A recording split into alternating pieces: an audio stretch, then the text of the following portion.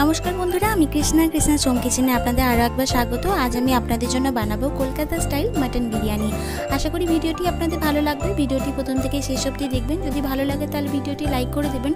एरकम आरो नतुन नतुन भिडियो पाওয়ার জন্য আমার চ্যানেলটি সাবস্ক্রাইব করতে ভুলবেন না এবং নিচে বেল আইকনটি ক্লিক করবেন আমার ভিডিও নোটিফিকেশন সবার আগে পাওয়ার জন্য। मटन बिरियानी बानानोर जोन्नो आमी प्रथमे निये नियेछि 250 ग्राम स्लाइस करे केटे राखा पेঁয়াজ। पेঁয়াজটা खूब फाइन काटबेन ताहले भाजाटा खूब भालो होबे। आमी एखाने सर्षेर तेल निये नियेछि। सर्षेर तेल गरम होले पेঁয়াজগুলো सब दिये देब। पेঁয়াজগুলো आमी भालो करे नाड़बो। कन्स्टैंट नाड़ते होबे ताहले पेঁয়াজগুলো भालो मतो भाजा होबे, लेगे जाबे ना। एते आपनारा नुन देबेन ना, नुन दिले पेঁয়াজ नरम हये जाबे एबं बेरेस्ताटा मुचमुचे थाकबे ना। एरकम लाल करे पेঁয়াজটা भेजे निते होबे। एबार आमी भालो करे तेल झरिए बेरेस्ताटा रेखे देब। आमी एखाने निये नियेछि 4टे बड़ो साइजेर आलू। आलूटा आमी हाफ करे दु टुकरो करे केटे नियेछि। एर मध्ये दिये देब 1/4 टीस्पुन हलुद एबं हाफ टीस्पुन नुन। एटा दिये भालो करे मिक्स करे निते होबे। आलूगुलो खूब भालो करे रोगड़े रोगड़े माखिये निते होबे। एबार आमार पेঁয়াজ भाजा तेलेই आमी आलूगुलो भेजे नेब। तेल गरम हये गेছে। आलूगुलो एबार आमी दिये देब। भालो करे डिप फ्राई करते होबे जाते चारदिकटा लाल मतो हये जाय। आमी सब आलूगुलो दिये देब। एकसाथेई सबगुलो भाजा हये जाबे। आमी एखाने ढाका देब ना, कम करे 10 मिनिट मतो भाजबेन जाते चारदिकटा लाल हये जाय। যত भाजा भालो होबे तत खेतेও टेस्टी होबे। आलूगुलो सब भाजा हये गेছে, देखुन एकदम लाल करे भेजे निয়েছি। এবার আমি তেল ঝরিয়ে रेखे देब। आमी निये निয়েছি 500 ग्राम बासमती चाल। एरकम लम्बा लम्बा बासमती चाल नेबेन बा बिरियानी चाल बोलले आपनारा पेये जाबेन। एटा भालो करे जल दिये आमी धुए नेब जाते नोंगराटा परिष्कार हये जाय। भालो करे जल दिये धुए आमी झरिए नेब। जल झरानो हये गेছে। एर मध्ये आमी जल दिये भिजिए राखबो आध घंटा। चाल भेजानो हये गेছে। एबार मटन मैरिनेट करार जोन्नो आमी दिये देब 2 टेबिल स्पुन दई। एबार एर मধ্যে दिए देब 1 चामच नुन। एबार देब 1 चामच काश्मीरी रेड मिर्च। देब black pepper half teaspoon, हलुद गुঁড়ো half teaspoon, आदा देब 2 चामच, देब बिरियानी मशला 1 चामच प्लस 1/4 टीस्पुन। एबार देब रसुन बाटा 1 चामच और भेजे राखा बेरेस्ता आमी 2 चामच मतो दिए देब। एबार मटन आमी निয়েছি 600 ग्राम मतो। এটা আমি বড় বড় পিস করে কেটে নিয়েছি। আপনারা চেষ্টা করবেন যাতে 100 গ্রামের পিস হয়। বড় বড় পিস হলে যখন মাংসটা সেদ্ধ হবে তখন মাংসগুলো গলে যাবে না এবং ভালো থাকবে, আপনাদের পরিবেশন করতেও সুবিধা হবে। এবার সবগুলো দিয়ে আমি খুব ভালো করে মিক্স করে নেব। বিরিয়ানির উপকরণের লিস্ট আমি ডেসক্রিপশন বক্সে দিয়ে দিচ্ছি, আপনারা দেখে নেবেন এবং অবশ্যই দেখে দেখে যেমন পরিমাণ দিয়েছি সেরকম পরিমাণেই আপনারা দেবেন, তাহলে খেতে খুব ভালো হবে। মাটন আমার খুব ভালো মতো মাখানো হয়ে গেছে। এবার আমি মাটনটা রেখে দেব মোটামুটি 1 ঘন্টা মতো, কম করে আধ ঘন্টা রাখবেন। নিচে হালকা গরম দুধ 1 কাপ মতো। এর মধ্যে দিয়ে দেব half tablespoon rose water এবং half tablespoon kewra water. আমি দুটো মিশিয়ে 1 টেবিল স্পুন করে দিয়ে দিচ্ছি। এটা দুধের মধ্যে দিয়ে আমি খুব ভালো করে মিক্স করে নেব।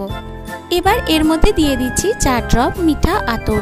বেশি দেবেন না, ঠিক 4 ড্রপ দেবেন, তাতে খুব সুন্দর ফ্লেভার আসবে। এবার এটা দুধের মধ্যে দিয়ে খুব ভালো করে মিক্স করে নিতে হবে। এর মধ্যে দিয়ে দেব 1 পিঞ্চ মতো স্যাফরান বা জাফরান। আপনারা যে কোনো ইয়েলো ফুড কালার ব্যবহার করতে পারেন।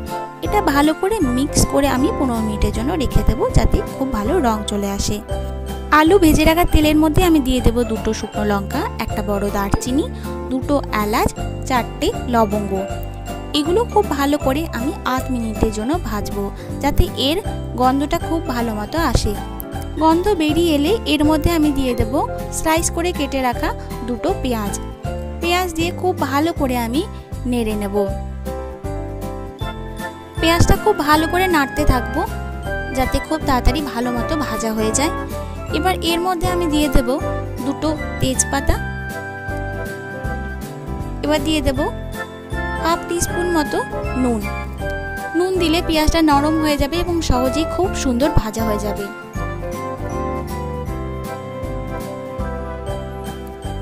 পেঁয়াজটা ভালো মতো ভাজা হয়ে গেছে। এবার এর মধ্যে ম্যারিনেট করে রাখা মাটনটা আমি দিয়ে দেব। এবার খুব ভালো করে কষতে হবে। মাটনটা দিয়ে দুদিক থেকে ভালো করে নেড়ে চেড়ে খুব ভালো করে 5 থেকে 10 মিনিট মতো কষতে হবে। যদি জল লাগে তাহলে অল্প অল্প করে জল দেবেন। আমি প্রথম 5 মিনিট খুব ভালো করে কষে নিয়েছি, তারপরে আমি অল্প জল দিয়েছি। মাটন থেকে তেল ছেড়ে এলে আমি তখন অল্প করে জল দিয়ে দিয়েছিলাম। দেখুন মাটনের কালারটা কত সুন্দর এসেছে। মাটন খুব ভালো মতো কষা হয়ে গেছে, বোঝা যাচ্ছে। মাটনটা আমি আরও ভালো করে নেড়ে নেব। আমি মোটামুটি 15 মিনিট মতো এইভাবেই কষবো, বেশি জল দেব না। মাটন খুব ভালো মতো কষা হয়ে গেলে, যখন মনে হবে যে কষা হয়ে গেছে, তেল ছেড়ে আসছে, তখন মাটনটা আমি প্রেসার কুকারের মধ্যে দিয়ে দেব।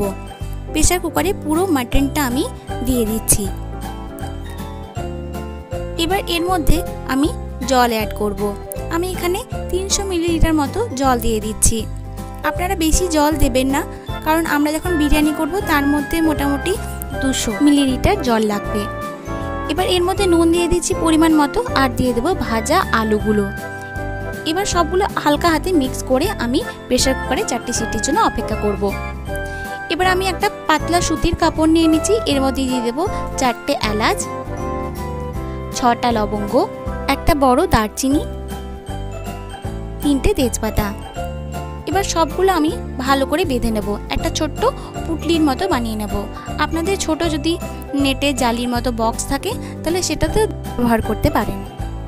এবার আমার পুটলি রেডি হয়ে গেছে। এইভাবে যেভাবে দেখাচ্ছি সেইভাবে বাঁধবেন, তাতে কী হবে, সব মশলাগুলো জলের মধ্যে মিশে যাবে না। এবার আমি জল গরম করে নিয়েছি একটা বড় হাঁড়ির মধ্যে। এবার পুটলিটা ওর মধ্যে দিয়ে দিচ্ছি। এবার হালকা হাতে মিক্স করে নেব। জলটা ভালো মতো ফুটে গেলে মধ্যে লেবুর রস দিয়ে দেবো। লেবুর রস বা ফিটকিরি ব্যবহার করলে রাইসটা খুব ভালো মতো সাদা হবে। এবার এটা খুব ভালো করে মিক্স করে নেব। এবার ভিজিয়ে রাখা চালটা এর মধ্যে দিয়ে দেব, ভালো করে মিক্স করে নেব। এবার আমি 10 মিনিটের জন্য এটা ফুটতে দেব। ভাতটা মোটামুটি 80% সেদ্ধ করব। বেশি সেদ্ধ হলে কিন্তু বিরিয়ানি খেতে একদম ভালো লাগবে না। দেখুন এরকম অর্ধেক ভেঙে গেলে আপনার রাইস হয়ে গেছে। এবার এটা আমি ভালো করে ঝরিয়ে নেব।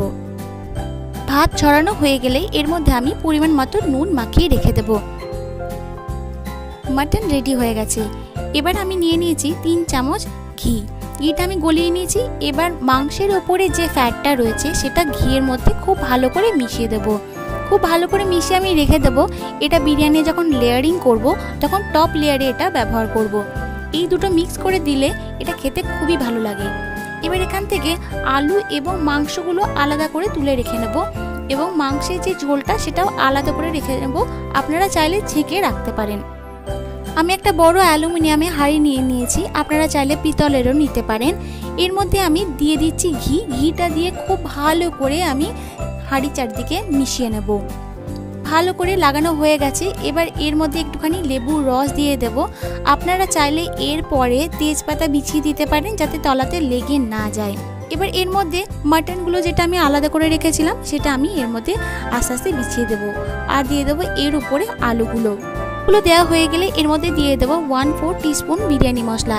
আমার লেয়ারিংয়ে টোটাল লেগেছে 1 চামচ বিরিয়ানি মশলা। এবার দিয়ে দেবো 1/4 বেরেস্তা। যতটা বেরেস্তা আমি ভেজেছিলাম তার মধ্যে 1/4 আমি দিয়ে দিলাম। এবার এর মধ্যে আমি মাংস ঝোলটা দিয়ে দেব 200 মিলিলিটার। মাংস ঝোল দেওয়া হয়ে গেলে এর মধ্যে আমি সেদ্ধ করে রাখা রাইসটা দিয়ে দেব।